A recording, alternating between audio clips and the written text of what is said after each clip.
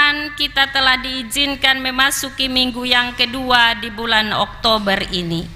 Dan pada bulan Oktober tahun 2025 ini pemberitaan firman Tuhan akan berfokus pada tema Allah memilih kita.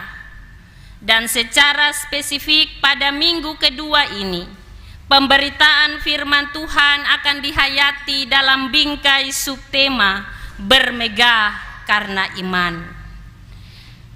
Lewat bagian firman yang disampaikan oleh Rasul Paulus kepada umat Tuhan di Roma, dalam bagian firman Roma pasal 3 ayat 21 sampai 31 ini, bagian firman ini mau menyampaikan bagi kita bahwa kehidupan manusia selalu berdampingan erat dengan perbuatan dosa.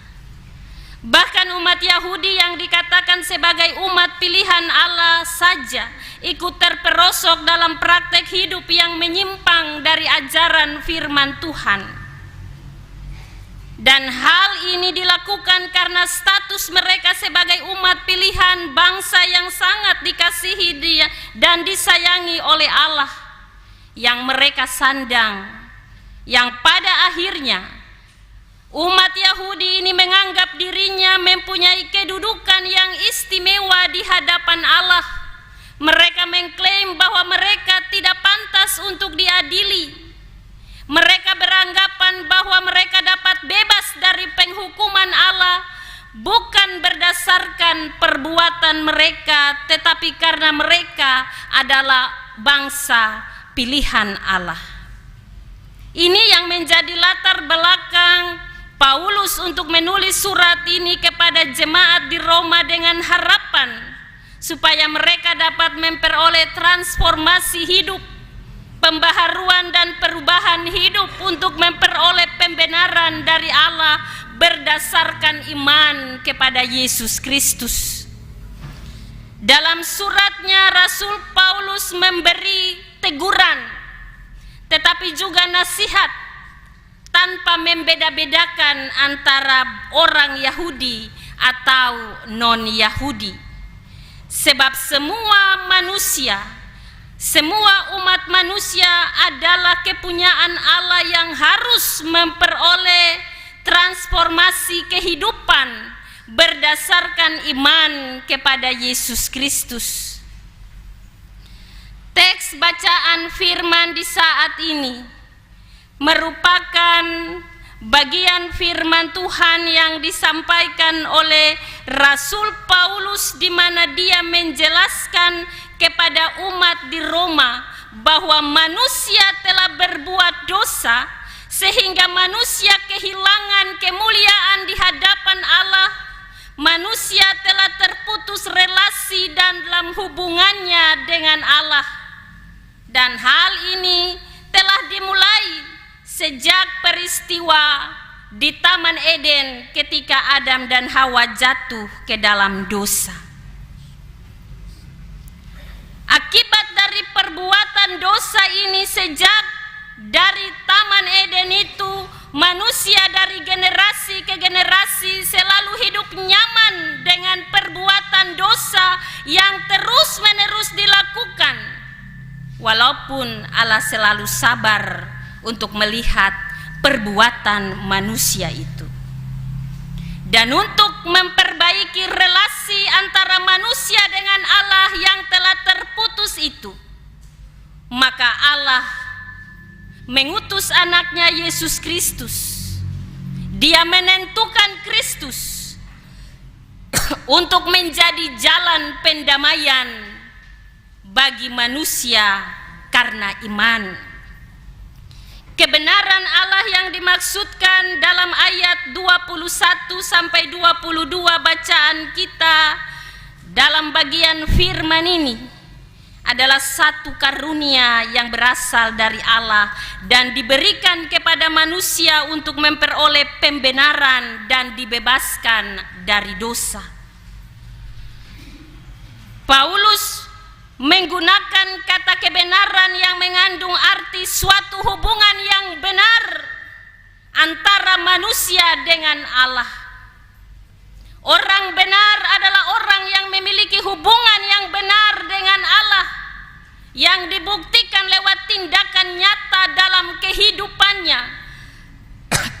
kehidupannya melakukan perbuatan-perbuatan yang benar di hadapan Allah.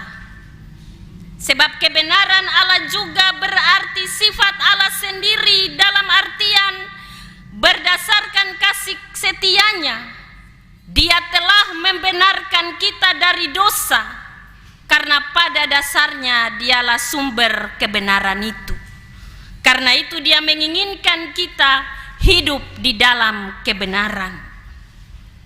Selanjutnya, untuk menerima kebenaran Allah yang dinyatakan dalam hal pembenaran bagi orang berdosa, maka dibutuhkan iman atau kepercayaan kepada karya kematian dan kebangkitan Yesus Kristus. Iman adalah sarana bagi seseorang untuk memperoleh kebenaran Allah yang membenarkannya dari dosa. Sedangkan objek dari iman itu adalah Yesus Kristus. Dengan kata lain, manusia dapat dibenarkan bukan karena apa yang ia miliki, tetapi berdasarkan yang diterima dan diperoleh melalui iman. Karena itu Paulus secara tegas menyampaikan bahwa manusia tidak dibenarkan karena dia telah melakukan hukum Taurat. Artinya jika seseorang mempraktekkan Taurat hanya sebagai tuntutan sosial tanpa menghayati inti dari Taurat itu, yaitu mengasihi Tuhan dan mengasihi sesama, maka dia tidak akan memperoleh kebenaran Allah untuk dibenarkan dari dosanya. Pernyataan Paulus ini ditegaskan juga kepada kaum Yahudi agar mereka tidak bermegah karena telah melakukan hukum Taurat sebagai suatu tuntutan sosial belaka. Akibatnya mereka menganggap diri memiliki kedudukan paling istimewa dari golongan-golongan yang lain. Dan inti hukum Taurat, yakni mengasihi Tuhan dan mengasihi sesama, adalah perwujudan dari iman kepada Yesus Kristus.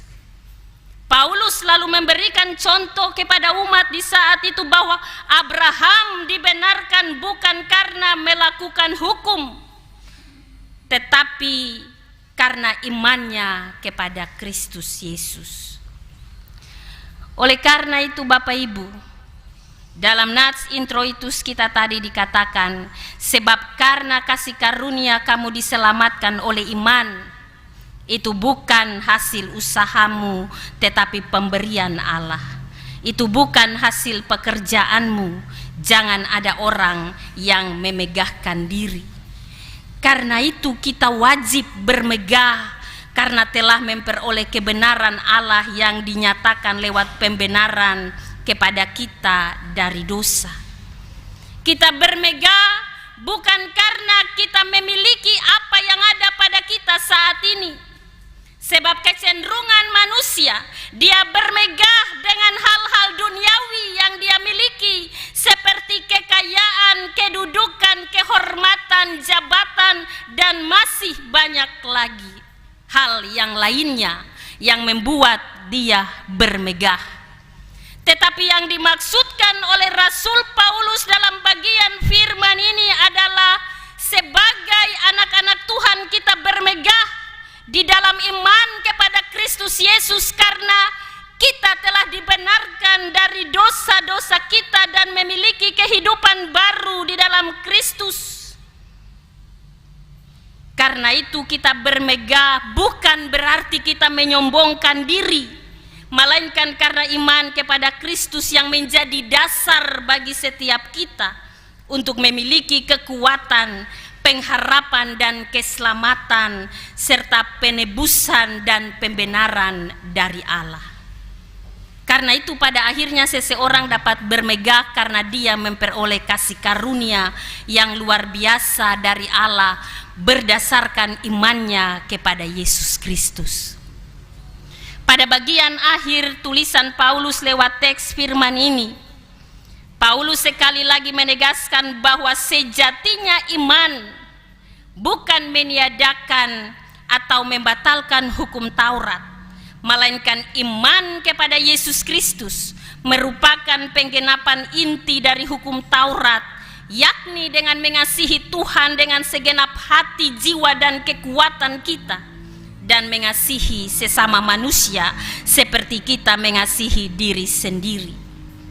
Sebab Yesus datang dan dia mengatakan bahwa dia datang bukan untuk meniadakan hukum Taurat, melainkan menggenapinya di dalam kasih pengorbanan yang dia lakukan untuk pembenaran kita dari dosa, sehingga kita memperoleh keselamatan dengan cuma-cuma dalam hidup ini. Bapak Ibu, anak-anak yang dikasihi dalam Tuhan Yesus, dari bagian firman ini, maka ada hal yang perlu kita maknai dan kita lakukan dalam kehidupan kita sebagai orang-orang yang dipilih untuk dibenarkan di dalam iman kepada Yesus Kristus. Bahwa dalam kehidupan kita di dunia ini yang semakin berubah, menjadikan manusia untuk cenderung mencari aktualisasi diri secara duniawi daripada mengerjakan kewajibannya sebagai umat pilihan Allah. Allah memilih kita, Bapak, Ibu, dan saya, untuk terus mengalami transformasi hidup, pembaharuan dan perubahan hidup menjadi lebih baik melalui pembenaran yang telah Allah sediakan bagi kita dan telah Allah kerjakan bagi kita di dalam iman kepada Yesus Kristus. Karena itu, sejalan dengan tema kita di bulan Oktober ini, maka hal ini mau menegaskan bahwa sebagai orang percaya, kita harus hidup untuk terus membenahi diri kita sendiri sebagai umat yang tidak bercela di hadapan Allah, dengan terus melakukan hal-hal yang benar dalam kehidupan ini dan bukan dosa yang kita lakukan. Jika selama ini kita belum sadar tentang hakikat kita sebagai anak-anak yang telah ditentukan dan dipilih oleh Allah berdasarkan kasih karunia-Nya supaya kita hidup kudus dan tidak bercacat di hadapannya, maka mulai dari saat ini kita harus sadar dan mulai mengerjakan keselamatan berdasarkan iman yang teguh kepada Yesus Kristus. Dan hal yang berikut yang mau disampaikan oleh bagian firman ini dalam pemaknaan kita di sepanjang perjalanan kehidupan kita dalam iman kepada Kristus. Kehidupan kita ini adalah sebuah belas kasihan dari Allah. Hidup kita hanya karena belas kasihan. Karena itu tidak ada yang bisa kita sombongkan di dalam kehidupan kita selain kita hanya bermegah karena iman. Kita harus mesti waspadai bahwa kehidupan kita memiliki siklus kehidupan yang berbeda dan selalu berubah-ubah. Akhirnya artinya bahwa terkadang kita merasakan situasi di mana kita bahagia, kita ada dalam sukacita, tetapi ada juga situasi di mana kita merasakan kesedihan, kehilangan, duka cita, rasa sakit, dan sebagainya.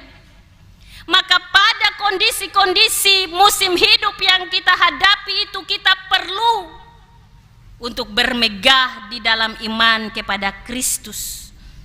Artinya walaupun kita sementara menjalani perjuangan di dalam melewati siklus kehidupan yang penuh dengan kesulitan hidup, pencobaan, kesedihan, penderitaan, ataupun sampai pada duka cita, kita harus bermegah di dalam iman kepada Kristus yang akan terus memberikan kita harapan, kekuatan, dan keselamatan.